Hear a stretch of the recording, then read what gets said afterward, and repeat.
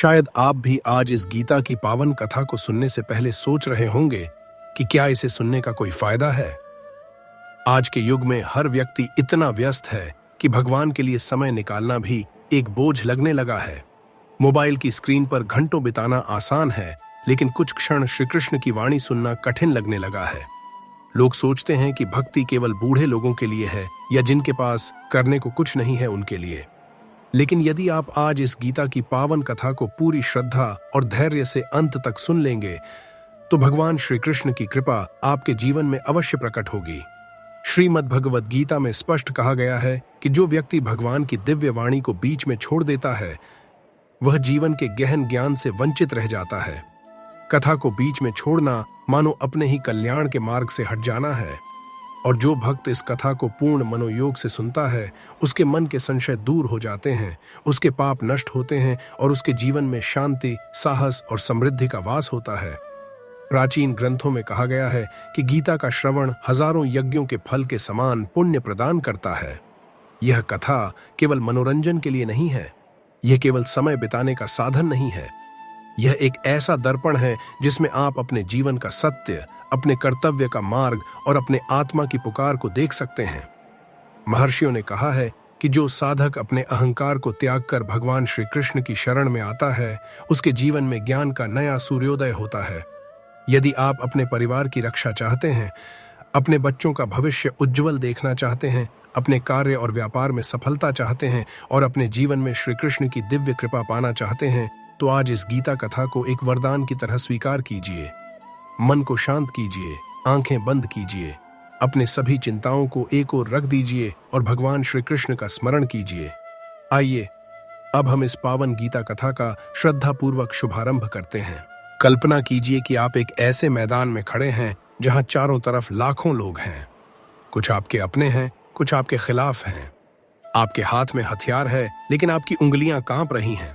आपके सामने वो लोग खड़े हैं जिनके साथ आपने बचपन बिताया, जिनसे आपने जीना सीखा, जिनसे आपने प्यार किया, और आज उन्हीं से लड़ना है, आज उन्हीं के खिलाफ खड़ा होना है।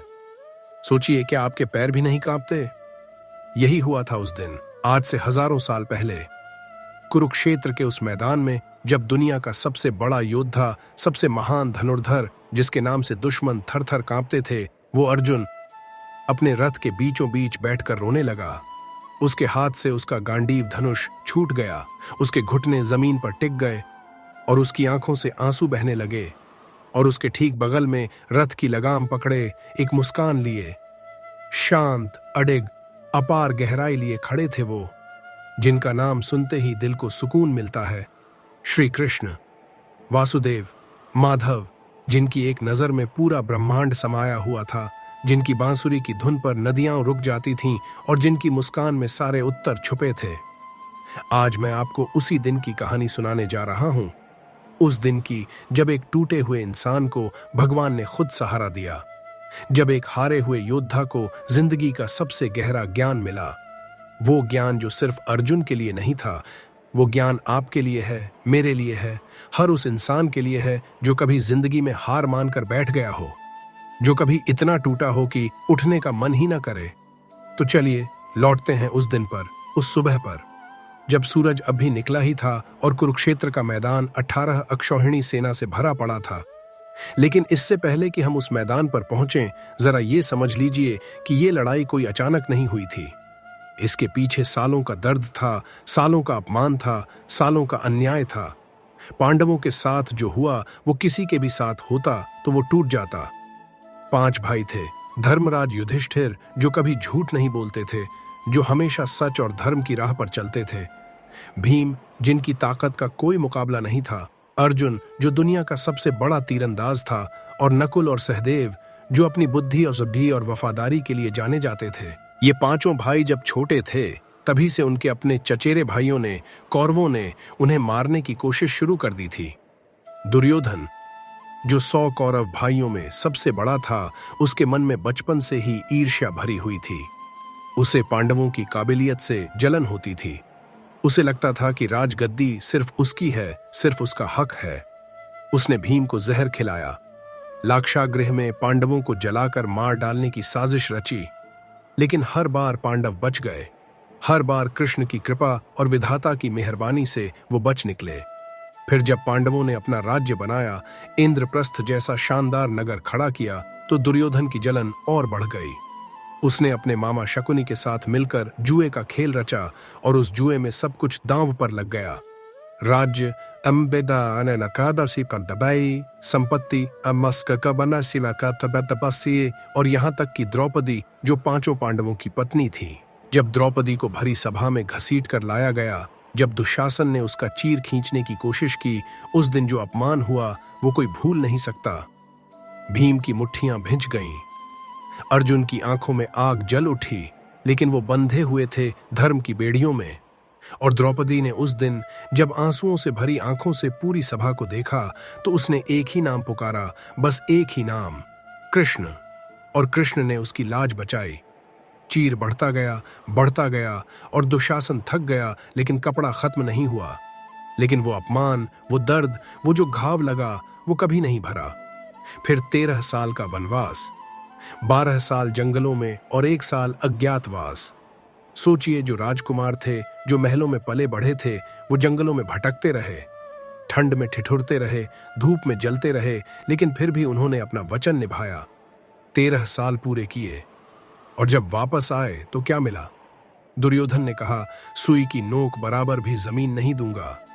1 गांव भी नहीं, 5 गांव भी नहीं। कृष्ण खुद शांति दूत बनकर गए। उन्होंने कहा, दुर्योधन, बस 5 गांव दे दो, युद्ध टल जाएगा, खून नहीं बहेगा।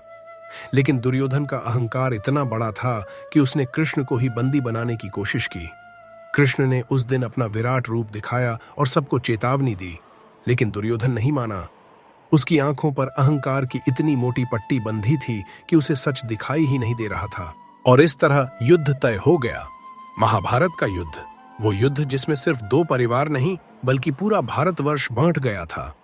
कोई इधर था तो कोई उधर, भाई भाई के खिलाफ, गुरु शिष्य के खिलाफ, दादा पोतों के खिलाफ। और जब युद्ध का दिन आया, अर्जुन ने कृष्ण से कहा कि मेरे रथ को दोनों सेनाओं के बीच में ले चलो, मैं देखना चाहता हूं कि मुझे किनसे लड़ना है।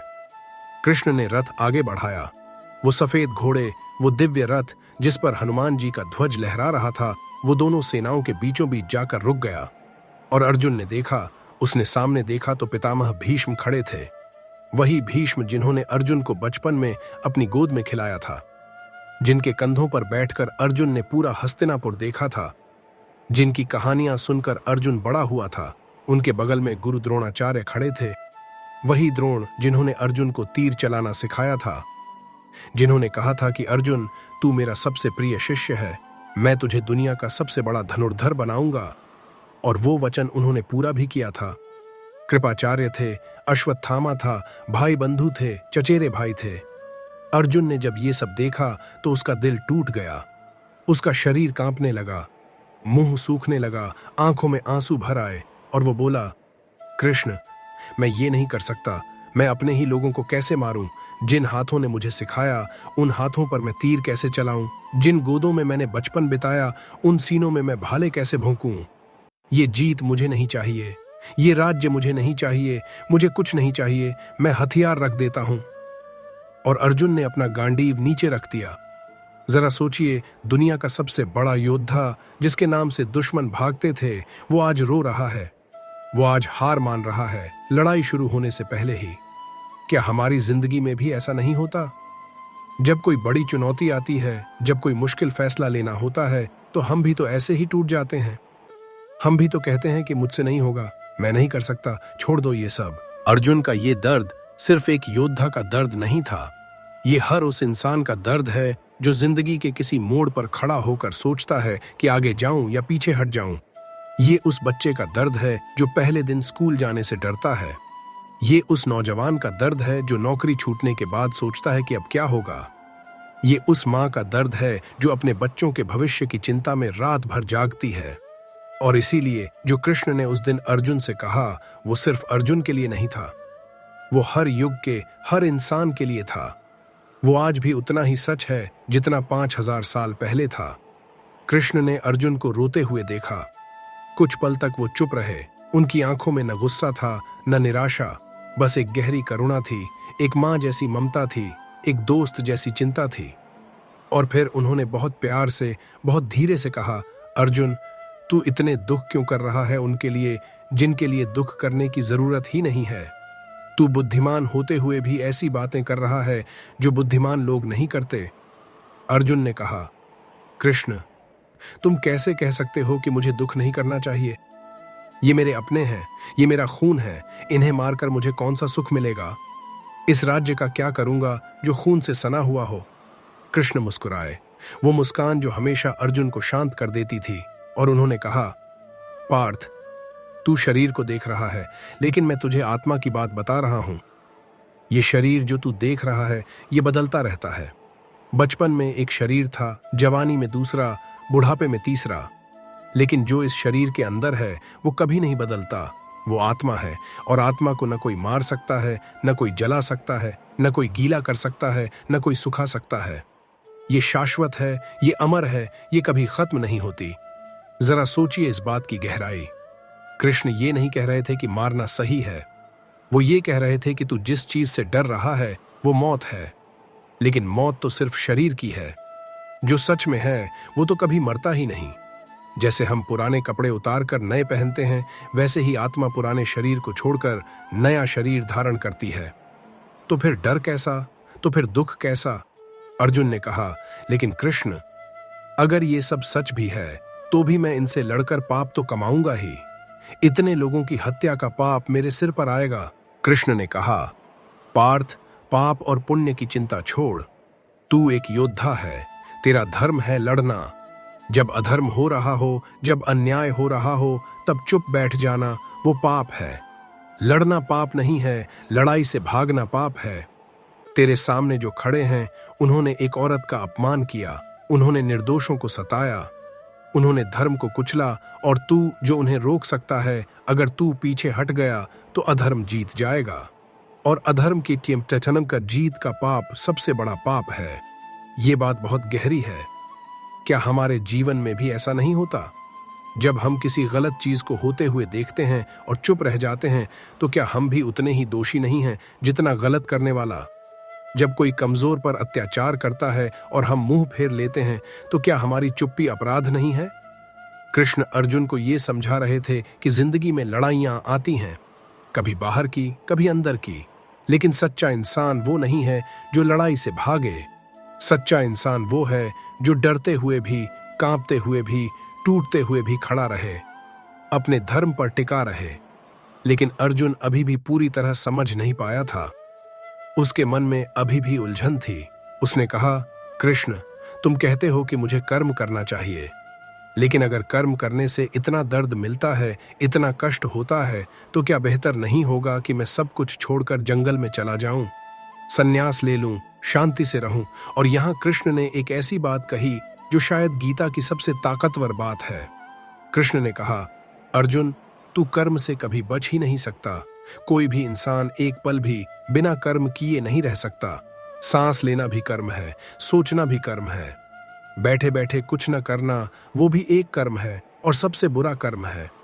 तू चाहे जंगल में चला जा, पहाड़ पर बैठ जा, लेकिन तेरा मन तो चलता ही रहेगा, तेरे विचार तो आते ही रहेंगे। तो असली सन्यास कर्म छोड़ना नहीं है। फिर कृष्ण ने कहा वो बात जो सुनकर रोंगटे खड़े हो जाते हैं। उन्होंने कहा, कर्मण्येवाधिकारस्ते मां फलेषु कदाचन। इसका सीधा सा मतलब यह है कि तेरा अधिकार सिर्फ कर्म करने में है, फल में कभी नहीं। तू बस अपना काम कर, अपना सबसे अच्छा काम कर, और नतीजा जो भी हो उसे भगवान पर छोड़ दे। जरा इस बात को जिंदगी में लाकर देखिए। हम कितनी बार कुछ करने से पहले ही सोचने लगते हैं कि क्या होगा। अगर मैंने ये बिजनेस शुरू किया और फेल हो गया तो? अगर मैंने ये एग्जाम दिया और पास नहीं हुआ तो? अगर मैंने प्यार का इजहार किया और सामने वाले ने मना कर दिया तो? हम फल की इतनी चिंता करते हैं कि कर्म ही नहीं कर पाते, और जो कर्म नहीं करता उसे न सफलता मिलती है न संतोष। कृष्ण कह रहे थे कि तू तीर चला, निशाना लगा, पूरी ताकत से, पूरी ईमानदारी से, पूरे समर्पण से, और बाकी मुझ पर छोड़ दे। तीर लगेगा या नहीं ये मेरा काम है, तेरा काम सिर्फ तीर चलाना है। क्या आप जानते हैं कि दुनिया में जितने भी सफल लोग हुए हैं उन सब ने यही किया है? उन्होंने नतीजे की चिंता छोड़ी और बस काम करते रहे। थॉमस एडिसन ने 1000 बार असफलता देखी, लेकिन उन्होंने हर बार कहा कि मैंने 1000 तरीके खोज लिए जो काम नहीं करते, और फिर 1001वें प्रयास में बल्ब जल उठा। ये है कर्म की ताकत, ये है फल की चिंता छोड़ने का जादू। अर्जुन अब धीरे धीरे समझ रहा था। उसकी आंखों से अभी भी आंसू बह रहे थे, लेकिन अब वो आंसू दर्द के नहीं, समझ के थे। वो कृष्ण की हर बात को अपने दिल में उतार रहा था। लेकिन अब भी उसके मन में एक और सवाल था। उसने पूछा, कृष्ण, तुम कहते हो कर्म करो, लेकिन कर्म करते हुए मन तो भटकता ही है। कभी डर आता है, कभी लालच आता है, कभी गुस्सा आता है। इस मन को कैसे काबू करूं? ये मन तो हवा से भी ज्यादा चंचल है। इसे पकड़ना तो हवा को मुट्ठी में पकड़ने जैसा है। कृष्ण ने कहा, तू सच कह रहा है पार्थ। मन बहुत चंचल है, बहुत बेचैन है। इसे काबू करना बहुत मुश्किल है, लेकिन नामुमकिन नहीं है। जैसे एक जलती हुई मोमबत्ती हवा में हिलती है, लेकिन एक बंद कमरे में स्थिर हो जाती है, वैसे ही मन को भी स्थिर किया जा सकता है, अभ्यास से और वैराग्य से। अभ्यास यानी बार बार कोशिश करना। आज मन भटका तो कोई बात नहीं, कल फिर कोशिश करो। कल भी भटके तो परसों फिर कोशिश करो। लेकिन हार मत मानो। धीरे धीरे एक दिन मन तुम्हारे वश में आ जाएगा। और वैराग्य का मतलब ये नहीं कि सब कुछ छोड़ दो। वैराग्य का मतलब है कि चीजों से जुड़ो, लेकिन चिपको मत। इस्तेमाल करो, लेकिन गुलाम मत बनो। सोचिए, कितनी सुंदर बात है ये। हम सबका मन भटकता है। रात को सोते वक्त 1000 विचार आते हैं, काम करते वक्त ध्यान भटकता है, लेकिन कृष्ण कह रहे हैं कि ये स्वाभाविक है। इसमें शर्मिंदा होने की जरूरत नहीं है। बस कोशिश करते रहो, धीरे धीरे मन शांत होता जाएगा। और फिर कृष्ण ने एक और गहरी बात कही। उन्होंने बताया कि मन क्यों भटकता है। उन्होंने कहा, जब इंसान किसी चीज के बारे में बार बार सोचता है तो उसमें आसक्ति पैदा होती है। आसक्ति से कामना जन्म लेती है। कामना पूरी न हो तो क्रोध आता है। क्रोध से बुद्धि भ्रमित हो जाती है। बुद्धि भ्रमित होने से स्मृति नष्ट होती है, और स्मृति नष्ट होने से इंसान का विनाश हो जाता है। जरा इस चेन को समझिए। कितनी बार ऐसा होता है कि हम किसी चीज के बारे में सोचते सोचते उसके दीवाने हो जाते हैं। वो चीज नहीं मिलती तो गुस्सा आता है। गुस्से में हम ऐसे फैसले ले लेते हैं जिनका हमें बाद में पछतावा होता है। कितने रिश्ते टूट जाते हैं गुस्से की एक पल की वजह से। कितनी जिंदगियां बर्बाद हो जाती हैं एक गलत फैसले की वजह से। और ये सब शुरू होता है एक छोटे से विचार से। कृष्ण अर्जुन को सिखा रहे थे कि अपने विचारों पर नजर रखो। जब कोई विचार आए उसे देखो, पहचानो, लेकिन उसमें बह मत जाओ। जैसे नदी के किनारे बैठकर पानी को बहते हुए देखते हैं, वैसे ही अपने विचारों को बहते हुए देखो, उनमें कूद मत पड़ो। अर्जुन अब और गहरे सवाल पूछने लगा।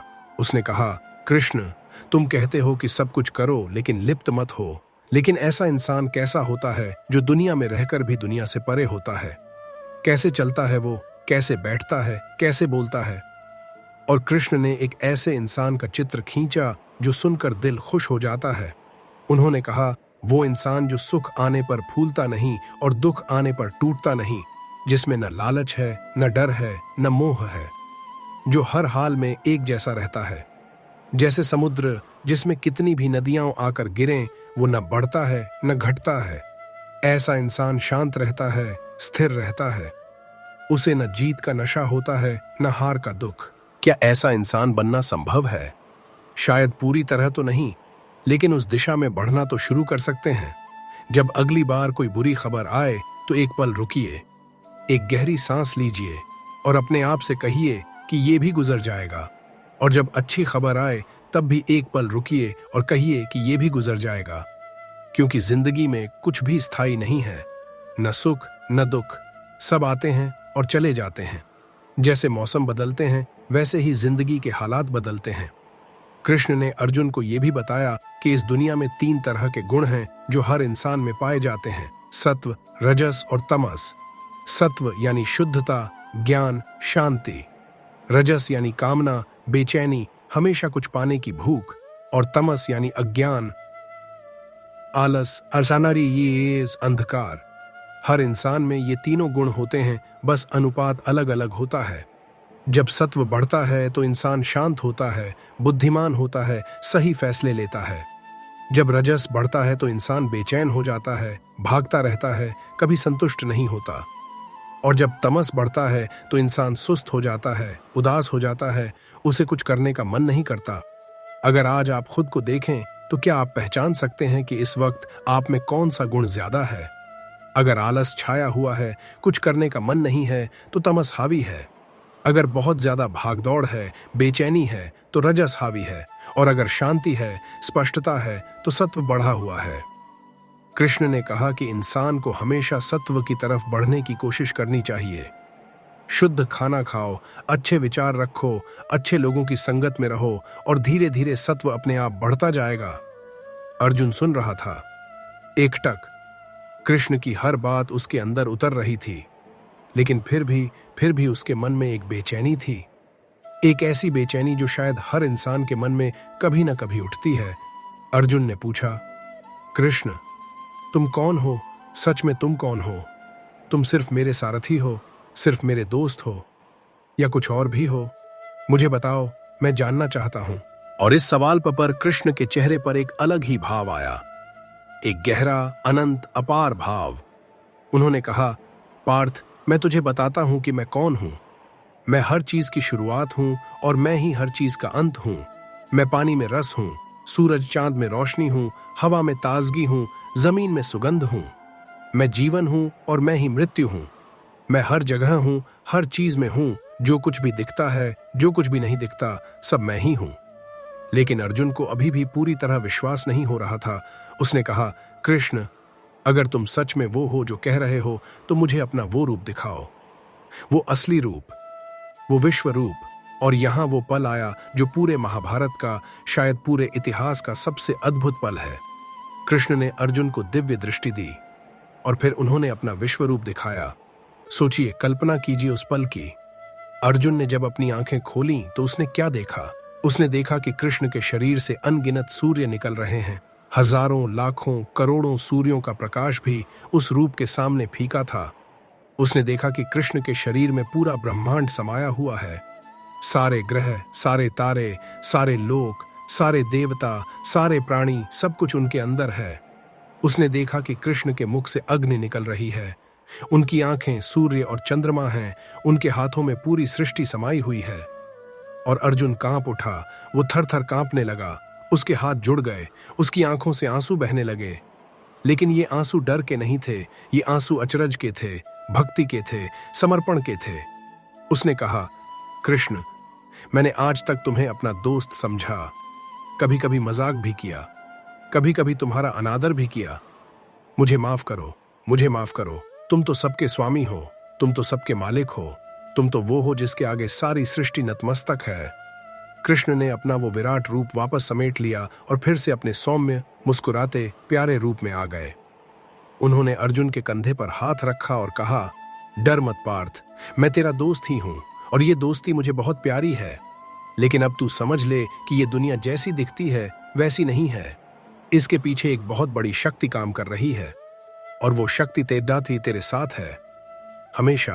अर्जुन अब बदल चुका था, लेकिन अभी पूरी बात बाकी थी। कृष्ण ने उससे और भी बहुत कुछ कहा। उन्होंने बताया कि भक्ति क्या है, सच्ची भक्ति। कृष्ण ने कहा, पार्थ, जो लोग सोचते हैं कि भक्ति का मतलब सिर्फ मंदिर जाना है, पूजा करना है, फूल चढ़ाना है, वो भक्ति तो ठीक है, लेकिन सबसे ऊंची भक्ति नहीं है। सबसे ऊंची भक्ति वो है जब तुम अपना हर काम मेरे लिए करो। जब तुम खाना खाओ तो सोचो कि ये भगवान का प्रसाद है। जब तुम काम करो तो सोचो कि ये भगवान की सेवा है। जब तुम किसी की मदद करो तो सोचो कि भगवान ही उसके रूप में आए हैं। ऐसा इंसान मुझे सबसे प्रिय है। और फिर कृष्ण ने कहा, मैं किसी से भेदभाव नहीं करता। मेरे लिए न कोई ऊंचा है, न कोई नीचा, न कोई अमीर है, न कोई गरीब। जो भी मुझे प्यार से एक पत्ता, एक फूल, एक फल या सिर्फ एक लोटा पानी भी अर्पित करता है, मैं उसे प्रेम से स्वीकार करता हूं। मुझे बड़े बड़े यज्ञ नहीं चाहिए, मुझे तुम्हारा दिल चाहिए, मुझे तुम्हारा प्यार चाहिए, बस। सोचिए, भगवान कह रहे हैं कि उन्हें बस आपका प्यार चाहिए। न सोने के मंदिर, न हीरे जवाहरात, न बड़े बड़े चढ़ावे, बस एक सच्चा दिल, एक सच्ची भावना, और वो काफी है। अर्जुन ने पूछा, कृष्ण, लेकिन ये समर्पण कैसे करूं? मैं तो एक साधारण इंसान हूं, मुझ में कमजोरियां हैं, मुझ में डर है, मुझ में लालच है। मैं कैसे अपने आप को पूरी तरह तुम्हें सौंप दूं? कृष्ण ने बहुत प्यार से कहा, पार्थ, समर्पण का मतलब ये नहीं कि तू पहले बिल्कुल शुद्ध हो जा फिर मेरे पास आ। नहीं, तू जैसा है वैसा ही आ, अपनी कमजोरियों के साथ आ, अपने डर के साथ आ, अपने दोषों के साथ आ। मैं तुझे वैसा ही अपनाऊंगा। एक माँ अपने बच्चे को उसकी गलतियों की वजह से नहीं छोड़ती, मैं भी तुझे नहीं छोड़ूंगा। तू बस एक कदम मेरी तरफ बढ़ा, मैं 10 कदम तेरी तरफ बढ़ूंगा। ये बात सुनकर अर्जुन की आंखें भर आईं, और शायद आपकी भी आंखें भर आई हों, क्योंकि हम सब कभी न कभी ये महसूस करते हैं कि हम काफी अच्छे नहीं हैं। हम सोचते हैं कि भगवान हमसे नाराज करता है क्योंकि हमने बहुत गलतियां की हैं, लेकिन कृष्ण कह रहे हैं कि तुम्हारी गलतियां मुझसे बड़ी नहीं हैं। मेरा प्यार तुम्हारी हर गलती से बड़ा है। कृष्ण ने अर्जुन को यह भी बताया कि इस दुनिया में 2 तरह के रास्ते हैं। एक है दैवी संपत्ति का रास्ता और दूसरा है आसुरी संपत्ति का रास्ता। दैवी संपत्ति वाला इंसान निडर होता है, सच्चा होता है, दयालु होता है, दूसरों की मदद करता है, अहंकार नहीं करता और हमेशा शांत रहता है। आसुरी संपत्ति वाला इंसान घमंडी होता है, झूठा होता है, क्रूर होता है, सिर्फ अपने बारे में सोचता है और दूसरों को नीचा दिखाने में खुशी महसूस करता है।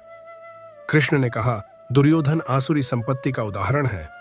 उसका अहंकार इतना बड़ा हो गया कि उसे सच और झूठ का फर्क ही दिखना बंद हो गया। उसने सोचा कि ताकत ही सब कुछ है, लेकिन ताकत बिना धर्म के कुछ भी नहीं है। और तू अर्जुन, तू दैवी संपत्ति का उदाहरण है। तेरे अंदर दया है, करुणा है, न्याय की भावना है। इसलिए तू इस युद्ध को लड़ने योग्य है, क्योंकि तू सिर्फ राज्य के लिए नहीं लड़ रहा, तू धर्म के लिए लड़ रहा है। अर्जुन ने पूछा, लेकिन कृष्ण, मैं कैसे जानूं कि मैं जो कर रहा हूं वो सही है या गलत? कभी कभी तो सही और गलत में फर्क करना बहुत मुश्किल हो जाता है। कृष्ण ने कहा, पार्थ, जब भी तुझे ऐसा लगे कि सही और गलत में फर्क नहीं कर पा रहा तो अपने दिल की सुन। लेकिन ध्यान रहे, दिल की सुनने का मतलब मन की सुनना नहीं है। मन तो लालच और डर से भरा होता है। दिल वो आवाज है जो बहुत धीमे बोलती है लेकिन हमेशा सही बोलती है। वो आत्मा की आवाज है, वो मेरी आवाज है। जब तू शांत होगा, जब तू अपना अहंकार एक तरफ रखेगा, तब तुझे वो आवाज सुनाई देगी, और वो आवाज कभी गलत नहीं होती। अगर आज कृष्ण आपके सामने खड़े होते तो शायद वो भी आपसे यही कहते कि सुनो अपने अंदर की आवाज को। उस शोर को बंद करो जो बाहर से आ रहा है। लोगों की राय, समाज का दबाव, डर, चिंता, ये सब शोर है। इस शोर के पीछे एक बहुत शांत, बहुत गहरी आवाज है जो तुम्हें बताती है कि क्या करना है। उसे सुनो।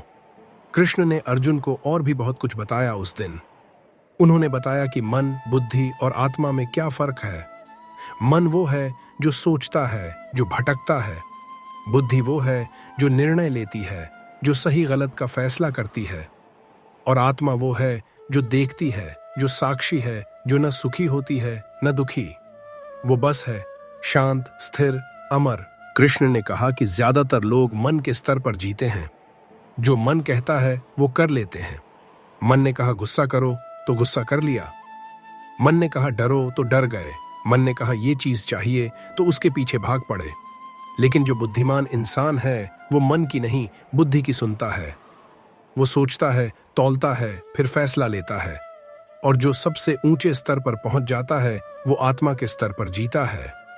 वो बस देखता है, सब कुछ होते हुए देखता है, लेकिन उसमें उलझता नहीं। सोचिए कितना अलग होगा जीवन अगर हम हर चीज पर तुरंत प्रतिक्रिया देने की बजाय एक कदम पीछे हटकर देखें। कोई गाली दे तो तुरंत गाली वापस देने की बजाय एक पल रुकें और सोचें कि क्या मुझे सच में इस पर प्रतिक्रिया देने की जरूरत है। कोई बुरा व्यवहार करे तो तुरंत बदला लेने की बजाय सोचें कि शायद उस इंसान के अंदर भी कोई दर्द है जो उसे ऐसा बना रहा है। कृष्ण अर्जुन को यही सिखा रहे थे। प्रतिक्रिया नहीं, प्रतिसाद दो, यानी रिएक्ट मत करो, रिस्पॉन्ड करो। ये एक छोटा सा फर्क है, लेकिन जिंदगी बदल देने वाला फर्क है। अर्जुन ने पूछा, कृष्ण, तुमने बताया कि आत्मा अमर है। कर्म करो, फल की चिंता छोड़ो, मन को काबू करो, समर्पण करो। ये सब तो समझ आता है, लेकिन एक बात बताओ, इस जिंदगी का मकसद क्या है? हम आए हैं तो किस लिए आए हैं? क्या सिर्फ खाना पीना सोना और मर जाना यही जिंदगी है?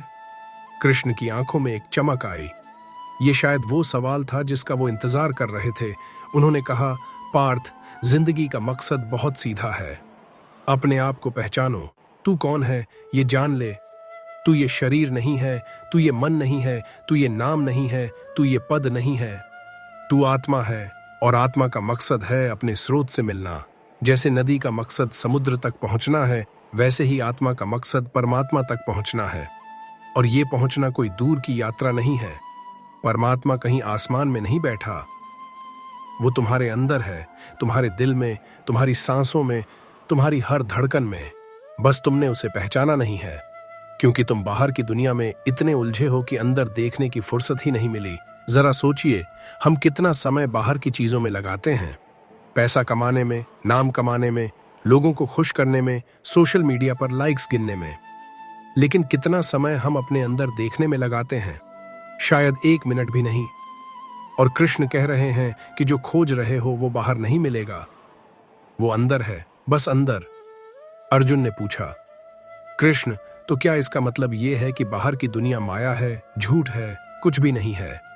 कृष्ण ने कहा, नहीं पार्थ, ये दुनिया झूठ नहीं है। ये दुनिया मेरी ही बनाई हुई है, लेकिन ये दुनिया जैसी दिखती है वैसी नहीं है। जैसे सपने में सब कुछ सच लगता है, लेकिन जागने पर पता चलता है कि कुछ नहीं था, वैसे ही ये दुनिया सपने जैसी है। इसमें रहो, इसका आनंद लो, अपना काम करो, लेकिन इसे ही सब कुछ मत समझो। इसके पीछे जो सच्चाई है उसे भी देखो। ये बात बहुत गहरी है। कृष्ण ये नहीं कह रहे कि दुनिया छोड़ दो, वो कह रहे हैं कि दुनिया में रहो, लेकिन जागे हुए रहो, होश में रहो। ये समझते हुए रहो कि ये सब एक खेल है, एक लीला है, और तुम इस खेल के खिलाड़ी हो, लेकिन तुम खेल नहीं हो। खेल खत्म हो जाएगा, लेकिन तुम रहोगे। अर्जुन अब बहुत शांत हो गया था। उसकी बेचैनी कम हो रही थी, उसकी आंखों में अब स्पष्टता आ रही थी। वो कांपना बंद हो गया था। उसकी रीढ़ते सीधी हो रही थी। वो टूटा हुआ अर्जुन नहीं रहा था, कुछ बदल रहा था उसके अंदर, कुछ गहरा, कुछ पक्का। लेकिन कृष्ण अभी भी बोल रहे थे। उन्होंने बताया कि ईश्वर को पाने के कई रास्ते हैं। कोई ज्ञान के रास्ते चलता है, कोई कर्म के रास्ते, कोई भक्ति के रास्ते और कोई ध्यान के रास्ते। सब रास्ते सही हैं। कोई रास्ता छोटा नहीं है, कोई बड़ा नहीं है। जो जिसके स्वभाव के अनुसार हो, वो रास्ता उसके लिए सबसे अच्छा है। कृष्ण ने कहा, कुछ लोग बहुत बुद्धिमान होते हैं। वो सोच विचार करके, पढ़ लिख कर, तर्क वितर्क करके ईश्वर तक पहुंचते हैं।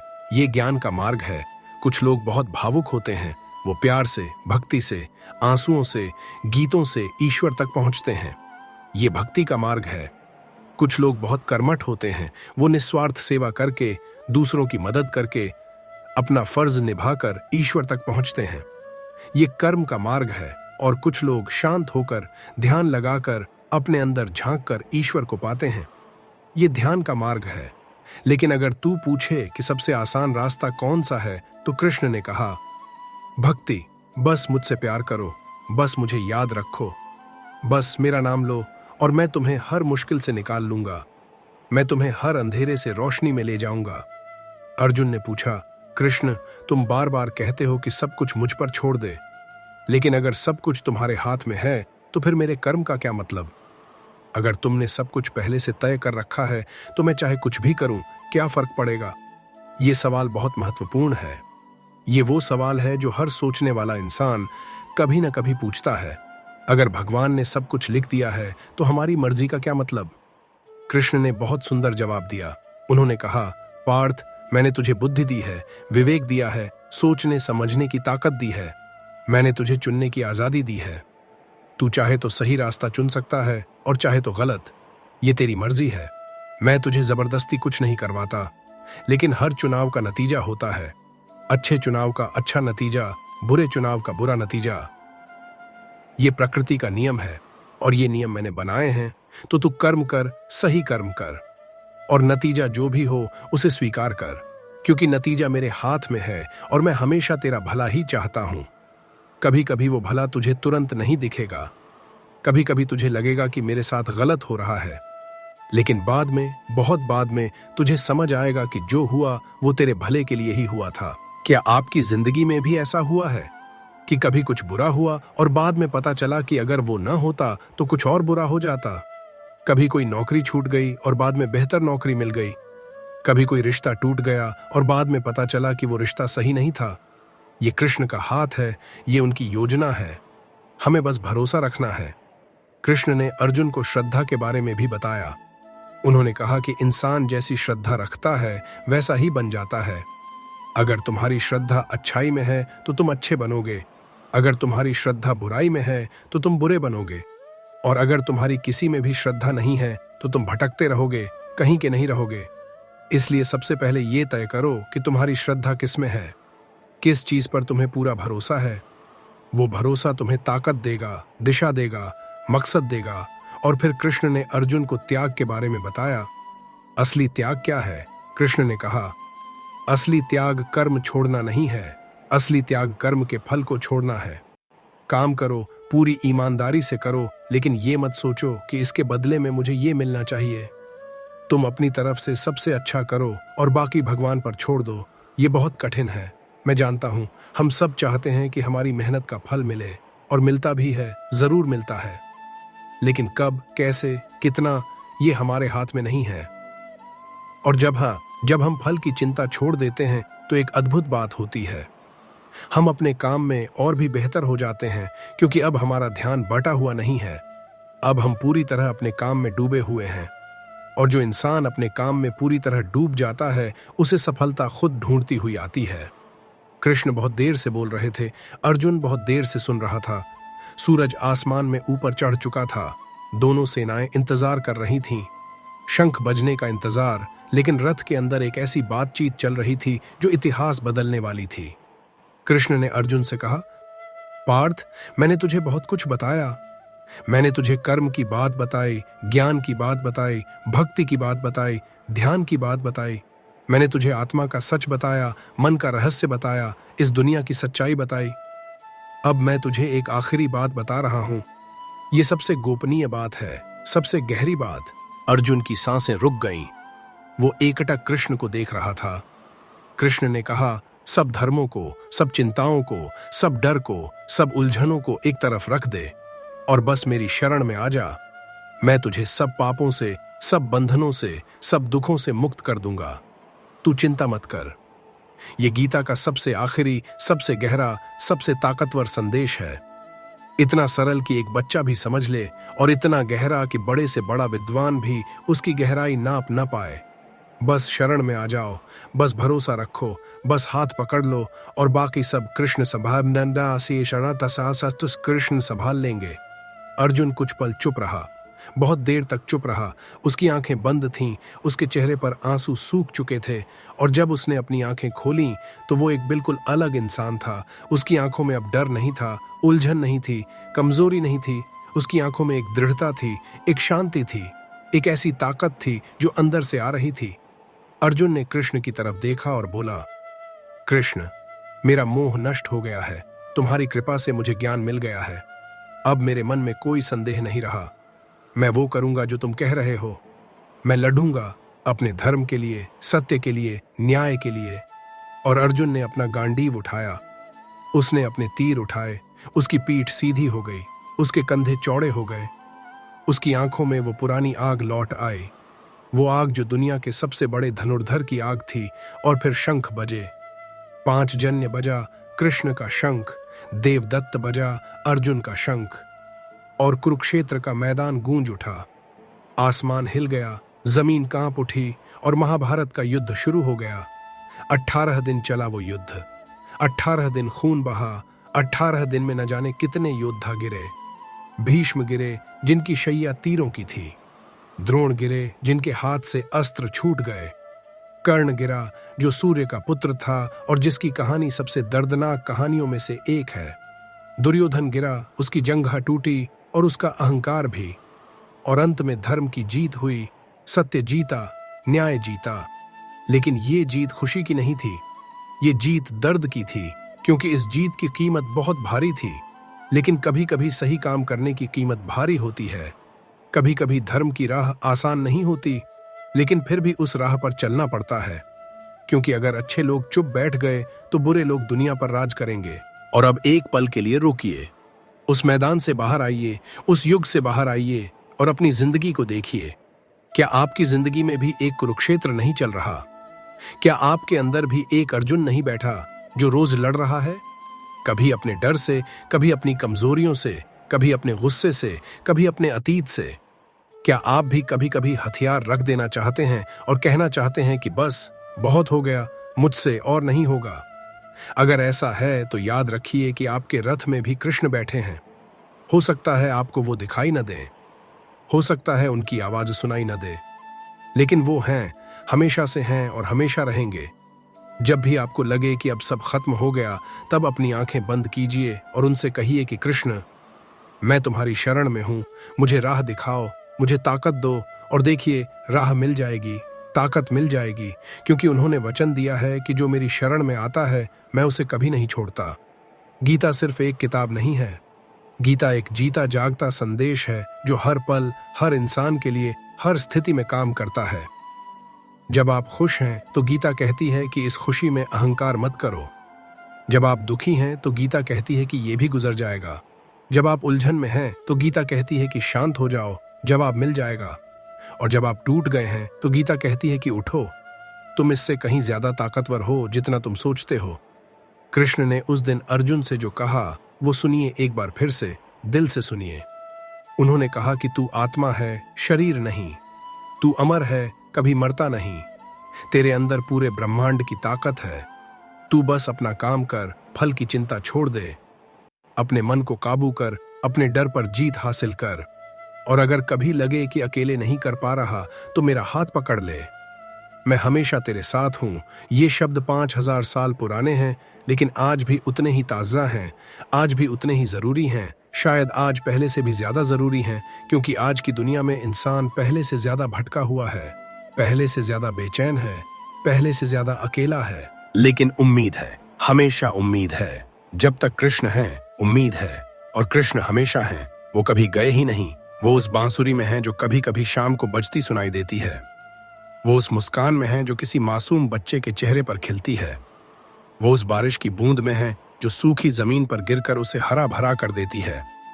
वो उस इंसान में है जो बिना कुछ मांगे आपकी मदद के लिए आगे आता है। कृष्ण हर जगह हैं, बस आंखें खोलकर देखने की जरूरत है। तो आज से एक काम कीजिए, बस एक काम। हर सुबह उठकर आंखें खोलने से पहले अपने अंदर के कृष्ण से बात कीजिए। उनसे कहिए कि आज मैं अपना सबसे अच्छा दूंगा, फल की चिंता नहीं करूंगा। जो भी आएगा उसे स्वीकार करूंगा, और अगर गिरूंगा तो फिर उठूंगा। और फिर पूरे दिन यही करिए, अपना काम ईमानदारी से, पूरी लगन से, बिना शिकायत के। और रात को सोने से पहले एक बार फिर आंखें बंद कीजिए और कहिए, कृष्ण, आज जो भी हुआ, अच्छा या बुरा, मैं तुम्हारा शुक्रगुजार हूं। शुक्रिया। बस इतना काफी है, बस इतना ही गीता का सार है। कर्म करो, फल मत मांगो, डरो मत, भरोसा रखो और समर्पण कर दो। अब इस कहानी का अंत करते हैं, लेकिन सच कहूं तो ये कहानी कभी खत्म नहीं होती। ये कहानी हर रोज शुरू होती है।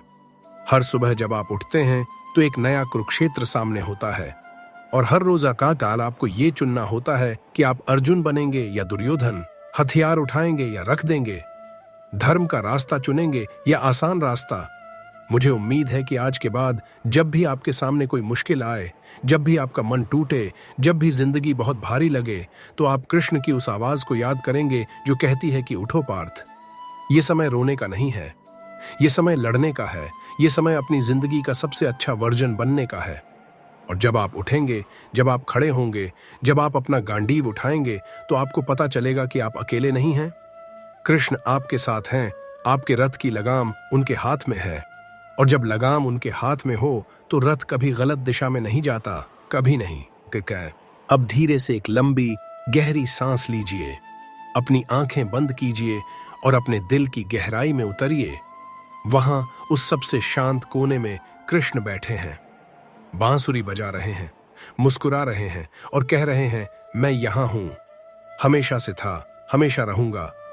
बस तुम मुझे भूल मत जाना। कृष्ण को मत भूलिए, गीता को मत भूलिए, और सबसे जरूरी बात, खुद को मत भूलिए। आप उनका ही तो अंश हैं, आप उनका ही तो हिस्सा हैं। आप में वही ताकत है जो उनमें है, बस पहचानने की देर है। जय श्री कृष्ण।